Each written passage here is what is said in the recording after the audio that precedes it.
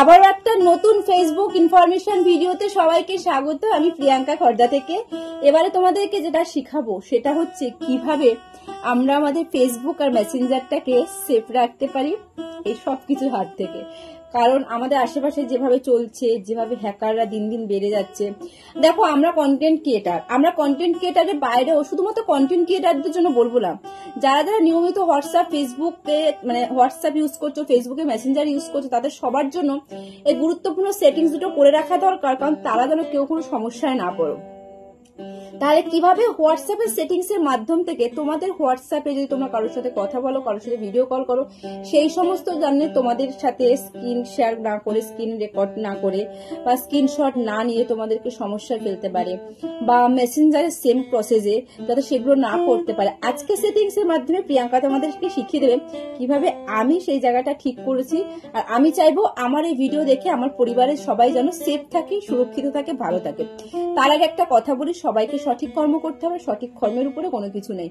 ব্যাস সচেতন থাকলে মানুষকে কখনোই কেউ বিপদে ফেলতে পারে। তারপরেও কখনো ভাগ্যে চলে আসে, তো সেই ভাগ্য চক্রের হাত থেকেও বাঁচতে গেলে আমাদেরকে সচেতন থাকতে হবে। তো সেই সচেতন তনতা ঠিক রাখতে গেলে কি করতে হবে? ফেসবুক, সোশ্যাল মিডিয়া, মেসেঞ্জার আর হোয়াটসঅ্যাপ দুটোকে সেফ রাখো কিভাবে, পুরো স্ক্রিন রেকর্ডিং এর মাধ্যমে আমি তোমাদেরকে শেয়ার করছি।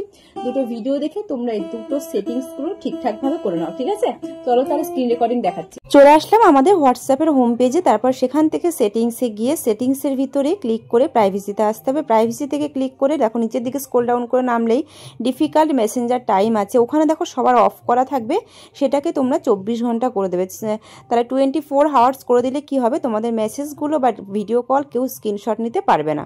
এবারে দেখাচ্ছি ফেসবুক মেসেঞ্জারকে কিভাবে সেফ রাখতে হয়। তাহলে আমরা মেসেঞ্জার ওপেন করে নিচের দিকে নেমে দেখব যেখানে আমাদের মেনু রয়েছে, 3 ডট রয়েছে, সেখানে ক্লিক করে আমাদেরকে সেটিংসে যেতে হবে। সেটিংসের ভিতরে ঢুকে দেখো নিচের দিকে স্ক্রল ডাউন করে প্রাইভেসিতে আসতে হবে। প্রাইভেসিতে আসার পর এই যে সিকিউরিটি লকগুলো রয়েছে, ফার্স্ট রয়েছে অ্যাপ লক। অ্যাপ লকটা কীভাবে খুলবে, তোমাদেরকে অ্যাপ লকটা যার যার ফিঙ্গারপ্রিন্ট কিংবা হচ্ছে পাসওয়ার্ড দিয়ে খুলতে হবে ওই অ্যাপ লকটাকে আনলক করার আগে, ঠিক আছে? ওটা তোমরা যে যে করে নেবে।